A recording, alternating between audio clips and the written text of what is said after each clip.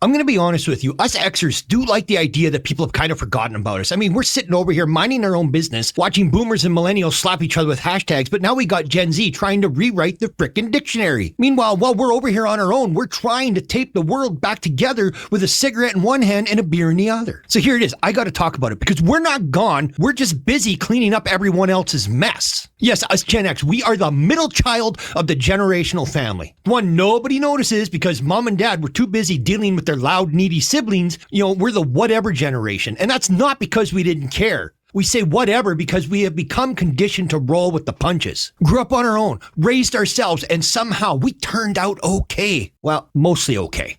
But I mean, in today's generation circus, where everyone is yelling to be heard, Gen X, we're just brushed aside like we didn't help build half the shit you rely on today. I mean, let's get this straight. We may not be loud, but we're still here. And oh yeah, we got plenty to say. Now, let me set this scene for you, all right? It's the 70s and 80s. The world, it isn't a chaotic playground. Our parents, the boomers and silent gen, I mean, they were chasing their own dreams or stuck in their own frickin' nightmares, leaving us home alone to figure out how to microwave a Hot Pocket without setting the frickin' house on fire. We grew up under that constant threat of nuclear war. We learned about AIDS before we even learned about sex, and we watched the Berlin Wall fall live on TV. And we didn't have helicopter parents. We had parents who told us to get lost until dinner. And when we came back, we were expected to have stories, not excuses.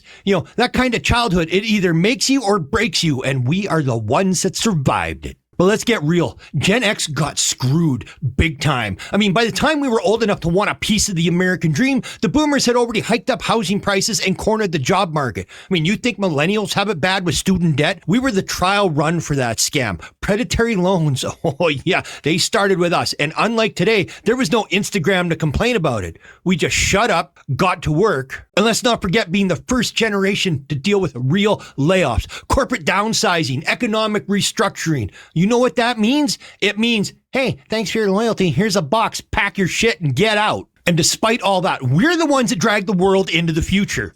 You like your internet? Gen X built it. Want to binge watch Netflix? Thanks Gen X for inventing that as well. Well, maybe not Netflix, but the whole idea of staying up all night to watch crap on cable, we gave you punk, grunge, hip-hop, the anti-establishment attitude that made all that possible.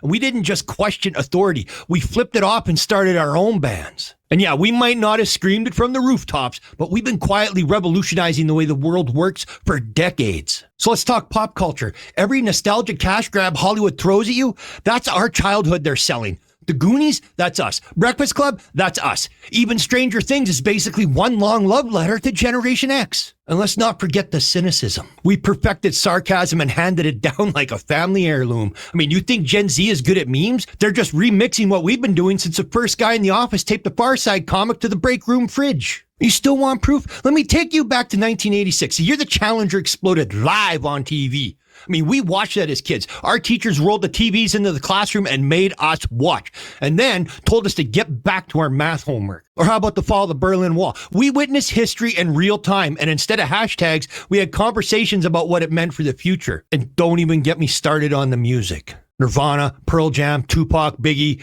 These weren't just artists. They were voices for the generation. And no, I didn't forget about all the great metal ones. Trust me. But they spoke our language, raw and unfiltered, in a way that no one else could. Now, some people might say, ooh, Gen X likes to whine about being ignored. Bullshit. We don't whine, we adapt. It's not our fault the boomers sucked up all the attention and the millennials turned every problem into a Twitter thread. Gen X doesn't need the spotlight. We just need people to stop messing up long enough for us to clean shit up for them. And to anyone who says we're irrelevant, I would like to point out that every boardroom, every tech startup, every damn industry out there has at least one Xer holding things together. We're the glue, baby, and you don't notice the glue until it is gone. So yeah, we're the lost tribe, the forgotten generation. But guess what? We like it that way. We're not here to trend. We're here to get shit done. We don't need your participation trophies or your think pieces about how resilient we are. We just need the space to do what we've always done.